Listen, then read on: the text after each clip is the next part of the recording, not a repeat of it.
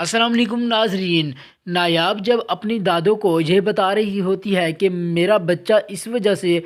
College میں پیدا ہوا ہے کیونکہ مجھے بہت ٹینشن تھی۔ جب دادی نے پوچھا کہ کون سی ٹینشن تھی تو وہ اسے بتانے لگتی ہے کہ جب میں اپنے ایگزامز دینے جا رہی تھی تو وہاں پہ تانیہ مجھے ملی اور تانیہ نے مجھے ایسی ایسی باتیں کہیں اور ایسے ایسے الفاظ کسے جس سے میں بالکل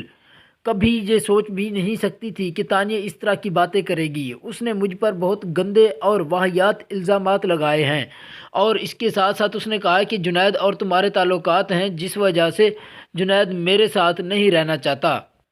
چونکہ نایاب کی زندگی کو تباہ کرنے میں سب سے اہم کردار تانیہ کا ہے، اس لیے نایاب کو بھی ابھی تھوڑا سا شک ہو رہا ہوتا ہے کہ تانیہ اس طرح کی گندے الزامات اور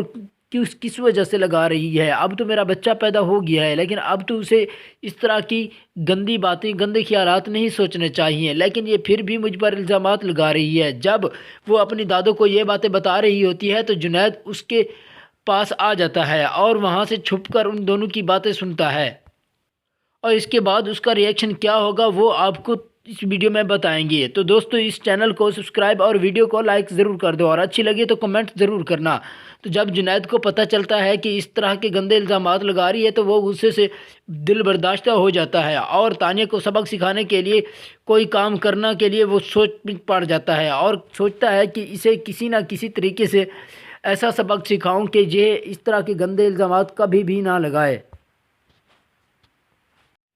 چونکہ زوار اور تانیہ آپس میں پہلے سے بھی ملتے تھے، اس لیے تانیہ زوار کو اپنے شکنجے میں پھنسانا چاہتی تھی اور اس طرح سے پیار محبت کی باتیں کرتی کہ زوار اس پر تھوڑی سی عاشقی لگانے لگتا اور اس طرح سے وہ اپنی طرف اسے مائل کرتی تھی اپنے اشاروں سے اور اپنے حسن سے۔ اور ایک مرتبہ وہ دونوں آپس میں بیٹھ جاتے ہیں تو آپس میں باتیں شروع ہو جاتی ہیں۔ جب وہ آپس میں ٹیبل پر بیٹھے ہوتے ہیں تو تانیہ اسے کہتی ہے کہ زوار یہ جو تم نے قدم اٹھایا ہے اس کا تم نے بہت بڑا نقصان کیا ہے، کیونکہ تم یہ قدم نہ اٹھاتے تو میری شادی تم سے ہو جاتی اور ہم دونوں انجوائے کرتے، کیونکہ ہم دونوں سیم سٹیٹس کے ہیں۔ اور تم نے جو ان پڑھ گوار اور جاہل لڑکی کو اپنے گھر میں لا رکھا ہے یہ تو ہمارے گھر کو تباہ و برباد کر دے گی۔ اب ایک زندگی کی بجائے چار چار گھر ٹوٹیں گے۔ اگر تم اسے طلاق دو گے تو مجھے جنید طلاق دے دے گا اور دونوں کو جب طلاق مل جائے گی تو ہم شادی تو کر لیں گے، لیکن ہمارا گھر جو پہلے کی طرح ہنسی خوشی بسنے والا تھا وہ نہیں بسے گا۔ اگر تم اس طرح سے پہلے سوچ لیتے تو آج یہ نقصان نہ اٹھانا پڑتا، یہ تمام کچھ تمہاری وجہ سے ہوا ہے۔ تو زوار اس کی باتیں سنتا رہتا ہے اور اس کو جواب نہیں دیتا، کیونکہ وہ اس سے شادی کرنے پر تو ابھی تک اس کی سوچ ہی نہیں ہوتی کہ میں تانیہ سے شادی کروں گا۔ ادھر سے نایاب کی بھابھی بہت غصے میں ہوتی ہے اور کہتی ہے کہ یہ کس طرح سے ان لوگوں کی جرأت ہوئی کہ ہماری لڑکی پر اس طرح کا ظلم کریں اور ہمیں اپنے گھر میں بھی نہ جانے دیں۔ ہم صرف بچوں کو ملنا چاہتے تھے، ہمارا اور کوئی ارادہ بھی نہیں تھا۔ وہ بظاہر تو اس کی بھابھی بہت زیادہ شکل اور عقل سے شاطر ہوتی ہیں اور ساتھ ساتھ وہ لالچی بھی ہوتی ہیں، تو اس اندازے کے مطابق زوار اسے اپنے گھر نہیں آنے دے رہا تھا، کیونکہ زوار نے اس کی تمام باتیں سن لی تھیں جو کہ اس نے نایاب سے کہی تھیں کہ بچہ جب پیدا ہو جائے گا تو ہم اپنے بچے کو گھر لے آئیں گے اور اس کے ساتھ ساتھ زوار کو پھر تانگ کریں گے، بچے کی جائیداد کا حصہ جو ہوگا وہ ہم لے لیں گے۔ اس کی یہ تمام تر باتیں وہ زوار سن لیتا ہے اور اس وجہ سے زوار کو ان کے گھر والوں سے نایاب سے نفرت زیادہ ہو جاتی ہے، لیکن نایاب اسے سمجھاتی رہتی ہے کہ یہ تو اس کے نظریات تھے، میرے نظریات تو کبھی نہیں۔ کیا میں نے کبھی آپ کے سامنے یا آپ کی پیٹھ پیچھے کبھی کوئی چال چلی؟ کبھی میں نے کسی اور سے کہا کہ میں ادھر دولت کے پیچھے آئی ہوں اور یہ دولت ہڑپ کر کے جاؤں گی؟ میرا دولت سے کوئی مطلب نہیں ہے، میں صرف اور صرف تمہیں خوش دیکھنا چاہتی ہوں۔ اگر تم خوش ہوگی تو ہم دونوں خوش رہیں گے اور ساتھ ساتھ بچے کی پرورش بھی اچھی ہوگی۔ لیکن زوار اپنی بیوی سے کہتا ہے کہ بچے کی پرورش تم جیسی ان پڑھ گوار نہیں کرے گی، اس کے لیے میں علیحدہ سے ایک الگ سے نرس ہائر کروں گا جو کہ اس بچے کی دیکھ بھال کرے گی۔ تمہیں تو اپنا بھی پتہ نہیں ہے کہ بچہ کہاں پہ پیدا کرنا ہے اور تم کہاں پہ چلی گئی ہو۔ تم میرا تو کہنا مانتی ہی نہیں ہو، تم صرف اور صرف گیسٹ روم کی حد تک ہی رہو، باہر نکلنے کی کبھی بھی کوشش نہ کرنا، وگرنہ اس کا انجام برا ہوگا۔ تو جب نایاب اس سے کہتی ہے کہ انہوں نے آپ کے گھر والوں نے میرے ماں باپ کے ساتھ بہت میری دادو اور میری بھابھی کے ساتھ بہت بڑا ظلم کیا ہے، انہیں گھر بھی نہیں آنے دیا، تو اس پر زوار کہتا ہے کہ اس کی میں مذمت کرتا ہوں، لیکن تم اس طرح سے کرو کہ اپنے گھر والوں سے رشتہ توڑ لو، ان سے بات چیت مکمل طور پر ختم کر لو، تو ہم دونوں ٹھیک رہ سکتے ہیں۔ یہ سب سے بڑی وجہ جو ہے وہ تمہارا خاندان ہے، تمہارا خاندان ادھر نہیں آئے گا تو ہم ہنسی خوشی رہیں گے۔ لیکن نایاب اس کی باتوں پر کچھ بھی عمل نہیں کرتی، کیونکہ وہ بھی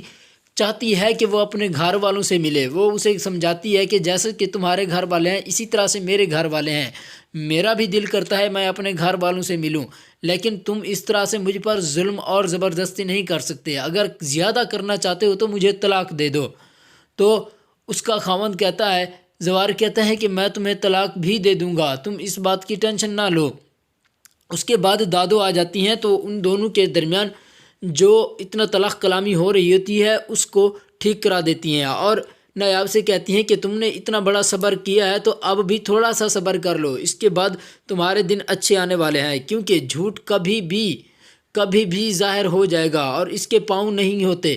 یہ کبھی بھی